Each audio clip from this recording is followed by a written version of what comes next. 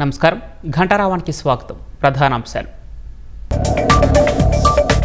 చరిత్రలో తొలిసారి 148 రోజుల్లో 16,347 టీచర్ పోస్టుల భర్తీ చేశాం. డిఎస్సిని పారదర్శకంగా నిర్వహించామని అసెంబ్లీలో సీఎం ప్రకటన. డిఎస్సిపై ఆరోపణలను గొడ్డలి పార్టీ సాక్ష్యాలతో బయటపెట్టాలి. దమ్ముంటే వైసీపీ నేతలు అసెంబ్లీకి రావాలని చంద్రబాబు సవాల్. అక్రమాస్తుల ఆరోపణల కేసులో రాహుల్కు ఊరట. అలహాబాద్ హైకోర్టు ఉత్తర్వులపై స్టే ఇచ్చిన సుప్రీంకోర్టు.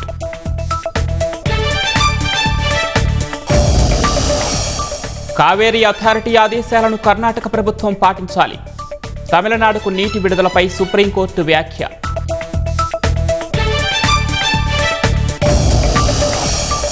తమిళనాడు రైతాంగానికి సీఎం విజయ్ వరాల జల్లు.